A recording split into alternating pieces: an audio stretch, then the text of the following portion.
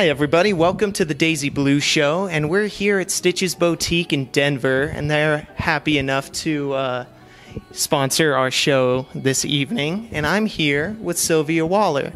Sylvia Waller is Miss Colorado of 2019, Mrs. Colorado of 2019. Yeah, and it's USOA Mrs. Colorado because there's another Mrs. Colorado as well. Oh, I didn't know that. Yeah, there are two divisions. There's Mrs. Colorado America, and there's USOA Mrs. Colorado. Okay, well, I do apologize. I'm really not in the fashion scene as much as I could be. I'm usually behind the camera. No worries. But you'll see I'm your host today. My name is Chase Sexton. I'm here to ask you a few questions. So tell me about the process leading up to your pageant. How do you prepare for all of that? Well, excuse me, the biggest preparation would be to get a coach to help you with your stage presence. Okay. Most of the contestants that were participants in the pageant were there for particular reasons. Like for myself, I was asked to do it, and I was hesitant at first because, you know, a lot of doubts go in your head. You don't really look like Mrs. Colorado. Can I really do it? Oh, the crowd. I don't know if I can speak in front of all those people. And I actually, did pretty good. It was a scary thing, but I overcame my fear with it. Is this the first time that you've had to do that? Or Oh, yeah. Oh. I have shied away from public speaking, Okay. but it just seems like, fate, God, keeps pushing me in that direction to talk to groups of women and talk to kids, and I always find myself in front of somebody. Mm-hmm. So it was a great thing for me to do. It gave me a platform so that I could talk about the Alzheimer Association. I lost my dad in 2017. Oh, I see. And being Mrs. Colorado has helped me with a larger platform to get my word out. So for a perfect example is we were at the day at the Capitol, and they were in session, and the senators were in session, and we were passing through notes to see if they'd come out and talk. And some of them came out, but my senator saw I had a crown on, and he was like, oh, he came out. And so I always say that this, the crown had power. So it does give me a larger platform to kind talk. Of a voice for you to talk. Yes.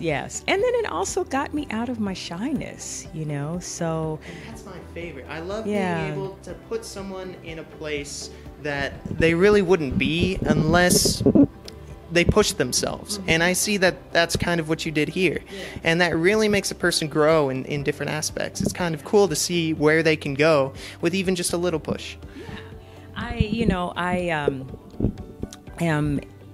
don't like to say the backside of life, but my kids are grown, and, I was my dad's caregiver, and I'm retired, pretty much semi-retired. I've started a new profession, which is skincare and makeup. Okay. So I do freelance makeup, and it's not a steady job. Right.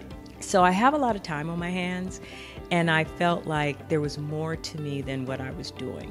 So this has given me an opportunity to get out, evolve, just continue to, evolve and change different myself. Things to occupy your time that you like and that also means something. Exactly. Well, sweet. Well, let me ask you another question. I have them on my phone here. Okay. I came prepared. Now, do you have any special talents that you possess? Anything off the ordinary? Well, I do praise dance. So praise dance is at church, and it's more like it's almost like lyrical dance. So you're dancing to you're bringing a song alive. And I like to think of it as my ministry. Okay. So when I'm at church, the choir's singing, and we dance to bring that song alive so that people can actually feel it. Gotcha. So that's that's what I do. And then I also, work out. Okay. I had some too. health issues, so getting older, your body tends to do a lot of changing, and my doctor had suggested that I start doing strength training to help keep my bones. So everything from lifting weights and cardio and all of that. Well, that's very cool. And It keeps my blood pressure down, and it keeps my sugar level down. right. I found recently when I started going to the gym, it improves my mood too. And it's great because I could just sit there and I'll think about, a book that I'm trying to write or, just other things that are on my mind. It just clears it out of the way. Yeah. And if you didn't know, I'm also kind of a dancer myself. Yeah, I actually did tap and clog for about 9, maybe 10 years when I was younger. But Okay. yeah, it's a good way to... I did tap. You did? Never tried clog. The feet movement is just so quick. I don't know if I can. It's different. I It can really do is. that. But I did tap in elementary. Yeah, my mom always said I'd be the next Fred Astaire, but maybe. Could still happen. What are your future goals? What is something you have maybe for the near future or also for the distant future that you have in mind for yourself or your businesses? Well, I'll continue to work for and with the Alzheimer's Association and be a platform for that. I'm also contemplating doing another pageant, and that's the Mrs. Colorado America pageant in May. Oh, cool. So yeah, I more than likely I probably will do it. That's on the horizon, and I think I will do that. I'm also growing my business, so I'm also working on my skincare, and it's not product, it's just services. Okay. So I'm a skincare specialist, so I do facials and And did you have to get some sort of training and education for that? yeah, when I was laid off in 2011 or 2010 from insurance. I was an insurance underwriter for like 20 some odd years. Okay. And once I got laid off, I just said, I kind of want to do something different. And so I made a career change and got into the beauty industry, and I love it. So it doesn't pay as much, cool. but, I do love what I do, and that's important. I'm at a point in my life where that matters. Yeah. You And know. that's exactly what I do too. That's why I like being on Big Show Entertainment Network and, being a part of this company, because I also get to learn a lot. And that's another thing, is always learning, always finding new things to improve yourself. Yes. And so even when you're my age, which I still consider to be a way younger dude, but all the way until I'm probably going to be 80, I'll keep on learning. So can you tell me a little bit more about the Alzheimer Association, the work you put in, as well as how it benefits people with Alzheimer's? Awesome. Well, the Alzheimer's Association is awesome. I wish I'd known about it when my dad was going through it. And my dad passed away from dementia. And I did not know about the association until I heard about it, but I didn't know what they could do for me. I didn't know what kind of help I needed and how they could help me.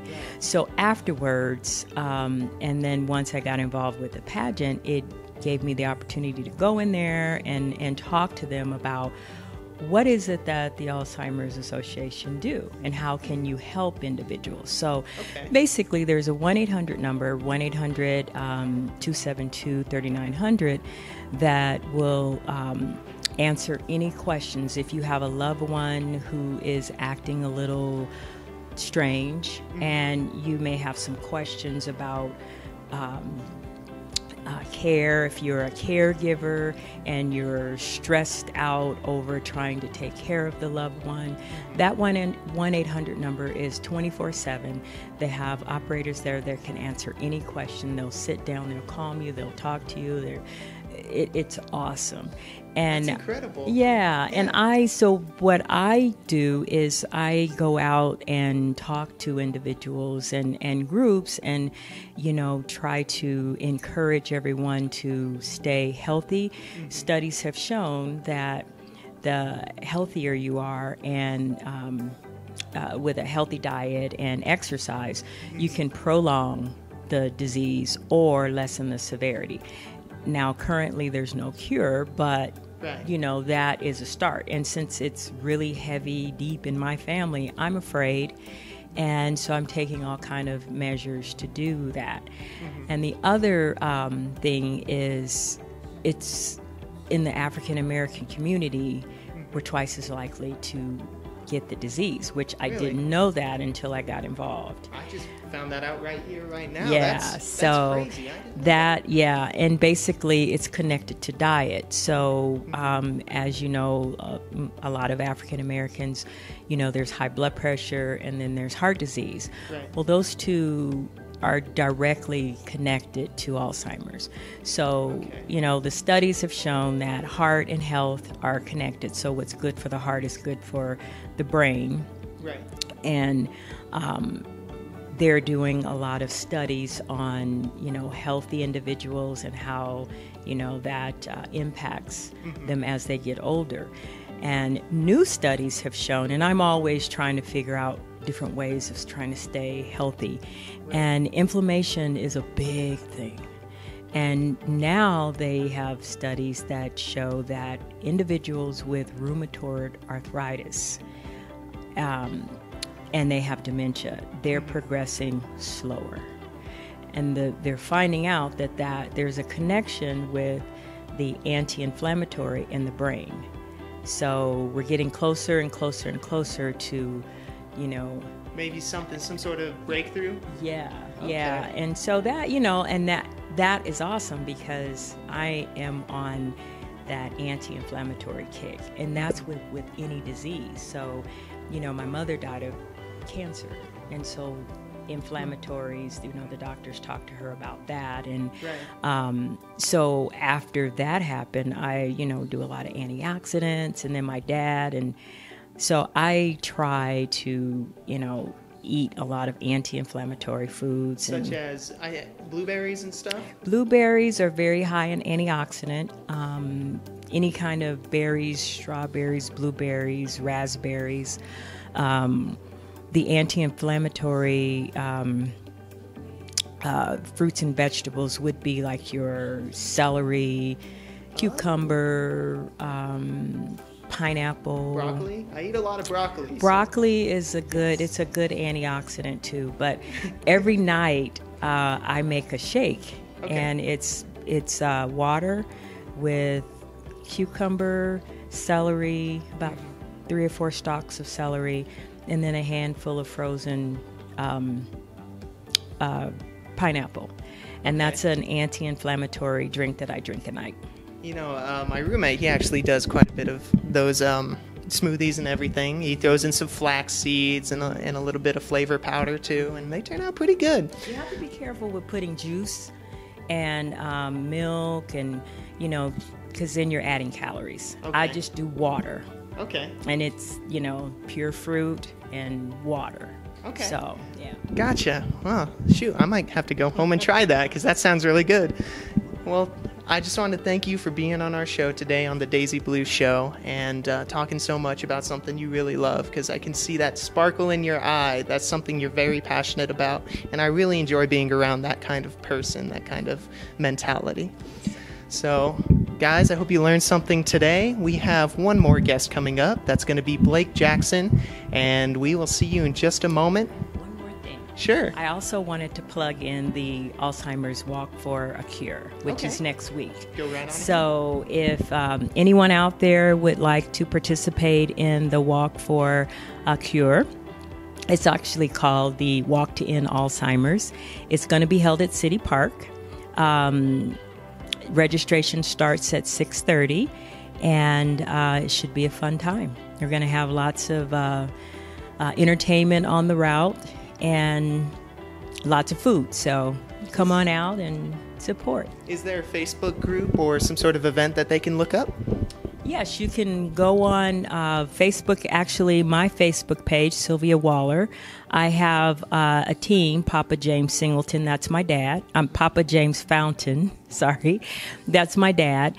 And he is the reason that I walk. And so I have a team that's going to be walking with him. So, but you can walk with any team. You can come out the day of the walk and register that day and just walk. Okay. So, yeah. That's awesome. Well, guys, I guess we'll see you there. Hopefully we can make it. But, thank you again for being on our show, and we will be right back with our next guest. Hi, guys, we're back, and I'm here today with Blake Jackson. He's a photographer, and you're stationed up here in Denver. Is that correct? Yes, I'm based right here in Denver, Colorado. Travel quite a bit, but yeah, right here in Denver. Okay, so you get a lot of work around here, and do you get to go up to the mountains and everything too? The mountains aren't really my thing. Okay. They're not really my thing. Yeah, honestly. me neither. I like to look at them and be in like wonder of all of like the grandeur and everything, but don't really like to go. Outdoor photography isn't my thing. So I travel when I do traveling. I travel like to other cities like LA, New York. Right. Going to Paris at the end of this month. How cool. But outdoors not. I don't know why. I've lived here for as long as I do because I'm not much of an outdoorsy person. Yeah. I figure like my Colorado card would get pulled at this point. Like you have to go up to the mountains every couple of weeks to maintain your membership as being a Colorado person. That's what they say. And mine's expired apparently. So. Yeah, it's between that and then going to a new brewery on every single street corner. You find a new one. Exactly. Well, I got a few questions for you. Let's go. Let's do it. All right, let me pull them up on my I phone didn't here. catch your name. What was your name? I'm sorry. My name's Chase. Chase. I'm Blake. Blake? Nice to meet yeah, you. good to meet you too. Yeah, right on. I'm so bad with that, guys. I'm so bad with that. All right, straight on into the interview. Let's see what we got. So, first question I'm going to ask. Cool. Let's do it. Now, is this your first career or your second or your third being a photographer? Man, I've lived many lives. I went to college. I was actually telling Nancy, when I got out of college, I went directly into just a really straight up traditional inside sales job, right? Okay. I was working for Service Magic. I don't know if you remember that company. Service Magic. I think they're called Home Advisor now. No way. For them. For them. They Yeah. constantly stop my music on Pandora. Well, that's your first problem, man. You got to get off Pandora, get on Apple Music, do the shuffle. You don't have to worry about Pandora no more. So I went and worked a regular sales job, got laid off from that, AKA fired, and didn't really know what I wanted to do with myself. Mm-hmm. And at the time, I lived down in Highlands Ranch. I was off of basically County Line and Broadway. Okay. And I was just driving, thinking about where I could work, and I pulled into the Furniture Row right over there off of like Park Meadows Boulevard, Park Meadows Drive, back there by Lone Tree, right? Mm-hmm. Filled out an application at Denver Mattress, thinking it would just be a temporary job until I could figure out what I wanted to do. And I ended up working there for like 4 years. I worked there, and I worked at the one off of 58th and I-25, the two biggest stores, which is like really fortunate for me because it was 100% commission. So it was a sales job. So it was just a sales gig, right? I was slinging coils for about 4 years, right? And decided I wanted to get like an actual job because, doing that, I'd have to work pretty much 60 hours a week. And I was always working both weekend days. Right. So I'm 24, 25 years old, kind of seeing life pass me by a little bit, because I'm not able to do anything on the weekends or anything like that. So I wanted to get an office job. So my friend got me a job in recruiting. I worked for a staffing agency. Gotcha. Yeah, I did that for about 5 years. And all this time, I'm kind of looking for things that will allow me to work for myself. Right. Like I've always wanted to work for myself in some way, shape, or form. That's why I've always gravitated towards sales or something like that, or business development. But nothing really latched on. But it wasn't until 2014 where I discovered Instagram. Yeah. And really took a quick liking to walking around and taking photos on my phone and uploading them onto the internet for people to scrutinize it. And found out I was actually kind of good at it. At the time, I was just taking photos of street photography and urban landscapes, sunsets. And then some people come up and they're saying, "Yeah, this is a really cool photo. You should do something with this." Yeah, no, it's just the thing with Instagram. It's just you're crowdfunding your craft at that point. Yeah, you post something, and if people really like this is back when Instagram was the heyday of it, where it was just all organic. We never talked about algorithms back then. Yeah, and we never really talked about ads or anything. It was just you posted something and you just wanted people to see it. It was real innocent at that point. But it allowed you to be able to at least as an artist, to be able to like crowdfund exactly the direction I want to go, because they're telling you what they like. You know, if I'm showing them one thing and I'm not getting as much feedback as if on something else, I'm going to go in that direction. And that's kind of what I did. I kind of continue to post things and allow people to really give me feedback on something that I never like went to school for or anything that I really was trying to pursue. I was just doing it for fun, and that kind of led one thing to another. And you know, now I've been doing photography full time for 2 years now. Yeah, that's crazy. That's the roundabout way of saying like I've had like 3 different jobs. Well, that makes a lot of sense, because I kind of came at it from a different perspective, coming from the video side instead of photography myself, coming from YouTube instead of Instagram. So I know exactly the path. Yeah. No doubt. It's really crazy how it just works out that way, though. It just works out. I got really lucky. I got really fortunate to be able to do it at a time where a lot of people were trying to dive into. You know the whole term, everybody's a photographer. Yep. So everybody was given the opportunity to be able to become their own, person, a creative behind the camera, right? Yeah. Super easy. It was super easy. It's one of those things where anybody can do it, but not everybody can do it well. Exactly. So it's one of those things where like cooking. Yeah, exactly. I can't cook at all. It probably explains why I've been single forever. Been single since Obama was in office. So same. So no, but I got really lucky because I came in at a time where it was easy to grow an audience. It was easy to grow a following. It was easier, I should say, but it was easier to be able to get people to really get eyes on your work, which led to opportunities, which led to messages and emails about connections, networking, and then paid gigs, and one thing kind of led to another. And I told myself in August of 2016 that I was going to give myself a year to get my proverbial, crap together, right? And come up with a business plan, buy equipment, build my network, and then I was going to quit my job and start doing it. So it was one of those things where I didn't like go to school for it. I kind of stumbled upon it and led to where I'm at now. But I always had the ability to have foresight to want to see where I could take it. As far as I could possibly take it, and it's led me to just kind of fit, right? It's led me to stand in front of you right now. Yeah, it's cool, man. Yeah, I am on the same straight and narrow. It's really sweet that you can really just pick anything in the world and push yourself to be good at it. You can figure it out. Yeah, you can figure it out. Yeah. Tell me a little bit about your company, the name, and location, stuff like that. So I am a one-man, nimble, guerrilla style production individual. So I do everything freelance. I hire on people on a contract basis. So if I need to bring on somebody that does video, if I need to bring on somebody that does graphic design or the web development, then I just have the network to be able to plug and play. Okay. But it's just me, just one-man shop. That's so it. On Facebook, how do people get a hold? I'm Blake Jackson. That's me. Cool. You're going to be hiring me. If you reach out to me, it's just me, this guy. You guys better. You better. He's good. I've seen some of his stuff. It's pretty darn good. Oh, man. Okay. Another couple questions for you. Okay. Let's see.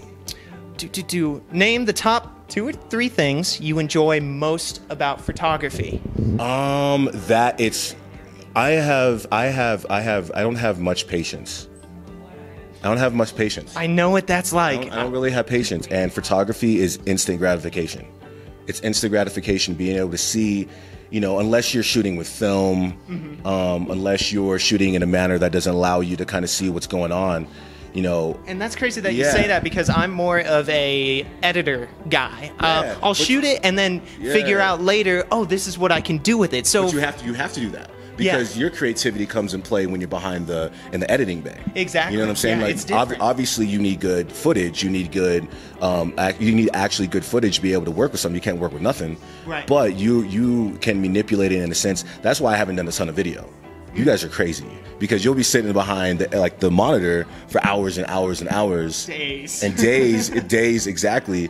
And now there is a lot of work that goes involved with the editing process with photography and everything like that. But off the top of my head, being able to see the world the way you see it, capture it, and then be able to go home and I have a printer and be able to print it off right away. You know what I mean? That's awesome. That's a great. Now, do you ever get those moments? I find myself with some of those moments where it's like you're standing there, you're not even thinking about photography. Maybe you're enjoying the concert. You're supposed to be, or you know, you do models a lot. So maybe you're just enjoying the presence of being there. And then you'll be like, wait, from this direction over here with the lighting, you'll just snap it and it's perfect. Do you ever do that? No, it's nonstop. Like, it's like you can't, you know, somebody that's a visual artist, you know, we dabble in visual art, right? You can't turn that part of your brain off. Like, that's going a million miles an hour. Like, I'll look at a scene, you know, that's just in front of me, and I'll be having a conversation with somebody, and I would be thinking about what the camera settings would have to be able to shoot what I'm seeing in front of me. You know, the math equation's going, you know what I mean? I do the same thing. I love it. It's interesting that we do that, you know, but so instant gratification is the thing I like a lot. The other one is just meeting people. Like, photography's afforded me the opportunity to be in situations with people way above my pay grade and way above, like, not above, but a lot of people that I would not have the opportunity to meet. Right. Was because of that. Because when I first started doing this whole thing, it was about, like, a collaborative spirit. You know, we would DM each other, like a model or a personality or a musician would reach out to me, or vice versa. Hey, let's just work together. We weren't worried about, like, budget. We weren't worried about, you know, let's just see what we can do. Let's just create something dope. You know what I mean? Those days were really, really great, which has allowed me to meet new people and to go to do new things.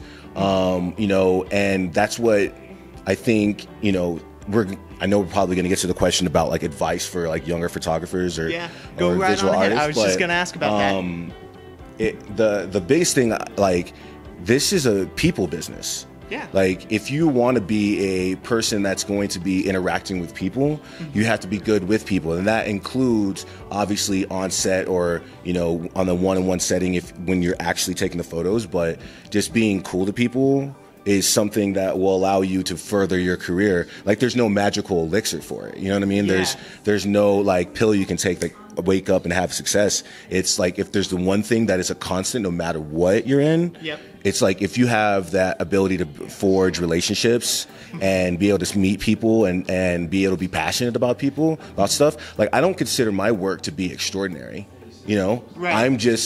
I think that I do a good job with meeting people where they're at and, you know, trying to make them feel comfortable and make them want to work with me again and tell their friends, you know what I mean? Another part of it is, if somebody wants a certain type of photo from you, you got to be inside of their head, their vision point, their viewpoint. And so I kind of pride myself on being able to do that as well. But it is that charismatic side where you do have to step outside of your comfort zone to make these connections. No doubt. And you're gonna blow it a couple times. I've blown a couple. Oh, I've blown a lot this year. I've people just you're not gonna have everyone like you. It's okay, and that's fine. I mean, if you're not taking any L's, you're not learning any lessons. You're not getting anywhere. Yeah. You know, if you're too worried about taking an L, then you're just never gonna get anywhere. You know what I mean? So you can't be afraid to fall on your face and fall forward. You know. Exactly. Everyone does it. Everyone. And these are platitudes. These are cliches, but they're cliches for a reason. You know, they're true. It's true. It's true. What you got to learn to make it. It's true. Exactly. Oh, and the third one that I love about it as well is damn. So we did one. We've done two. We've done two now. I feel like the third one was there, and then it just went off into the ether. I guess it was kind of like learning. I mean, it was probably. They'll pick it up. It was there. It just floated off. It'll come back. So let's go to the next one. Okay. All right. So let me ask you: do you think that the majority of the population, considers photography an art? That's an interesting question, depending on how you phrase it. You know what I mean? Because I think in general, I think now more than ever, I think the younger generations are really looking at photography as an art form. But here's the problem. The Instagram, I was just talking all the praise and all the things for Instagram just a second ago, but Instagram has really commodified photography. How so? What do you mean by that? They made it the thing that is a double-edged sword. So they gave us more access to photography. Right. It's in our face all the time. We can scroll and see hundreds of pieces of art on our phone in a minute. We can just keep scrolling. You know what I mean? You're saying that it's kind of saturated. It's saturated it to the point to where, at least as somebody that takes photos for a living,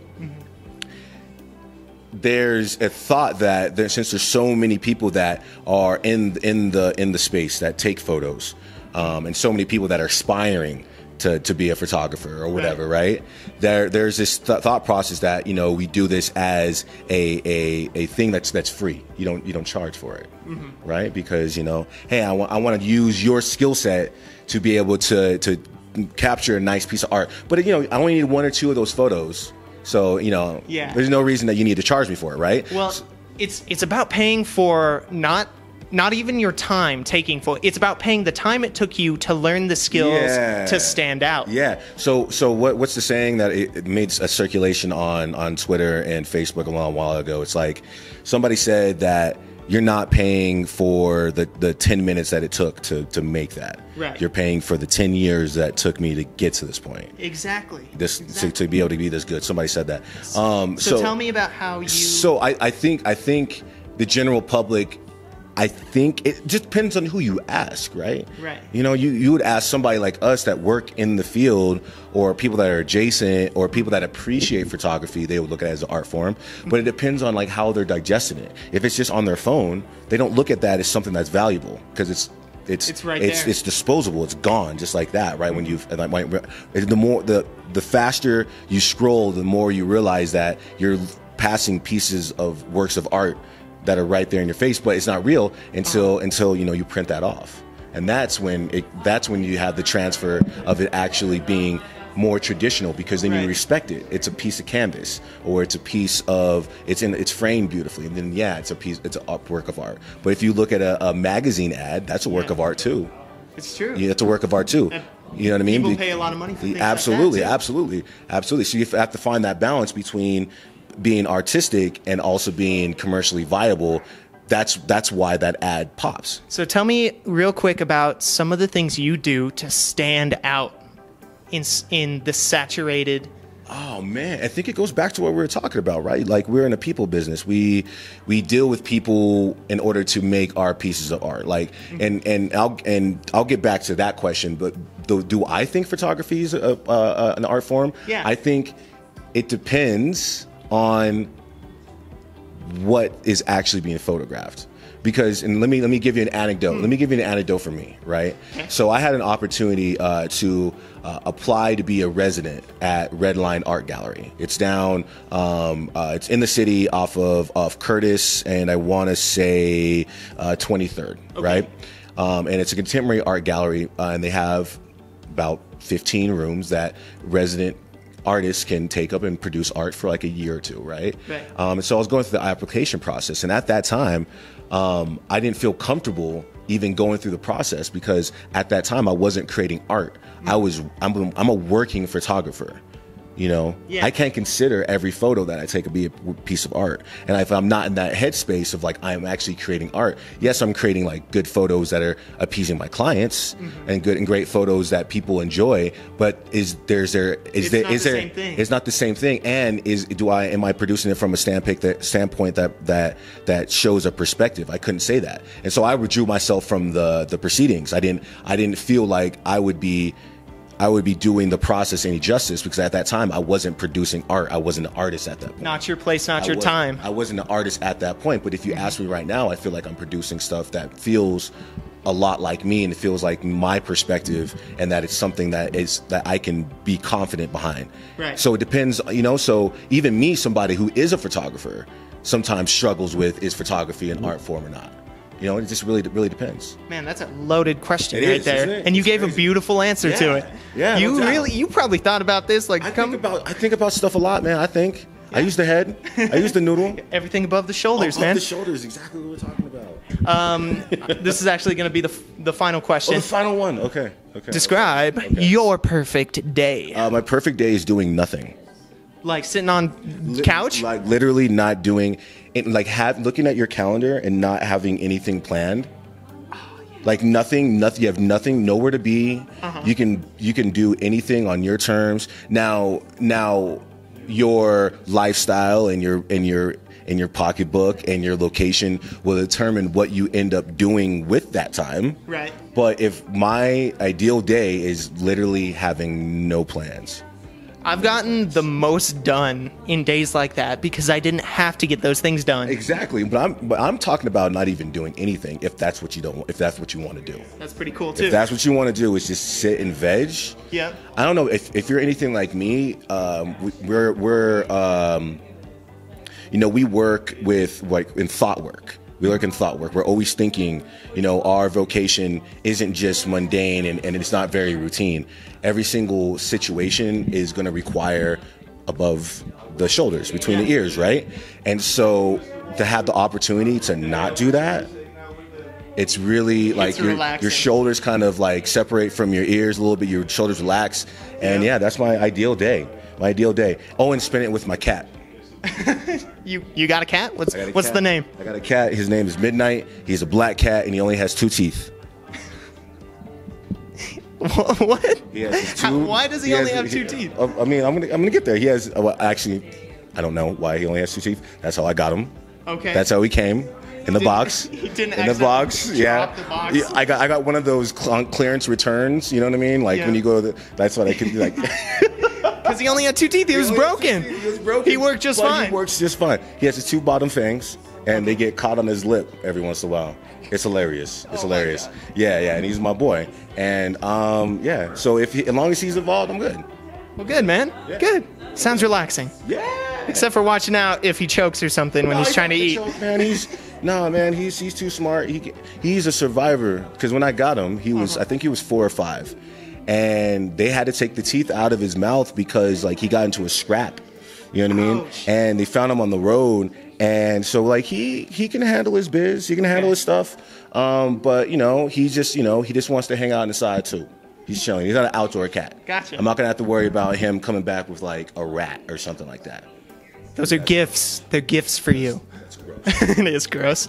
Well, thank you, Blake, so much for coming on Daisy Blue Show. We're going to be back in 2 weeks. We don't know where we're going to be or who we're going to have, but we can tell you it's going to be pretty neat. Hey, yo. What's that? I need to plug something. Plug something. I need to plug something. Do it. So I have a podcast. Yes. It's called Popcorn and Jalapenos because it's a movie podcast with spicy takes. Okay, so it's me and my boy Nate Bishop, and we sit on my couch and we talk about movies and television. Okay, perfect. All right. So the next episode is going to be about It Chapter 2 that just came out. I watched it 2 days ago. It's phenomenal. What about the previous episode? What was that about? The previous episode was about we had to release something from the arcade caves. It was from Sorry to Bother You. Did you watch that last year?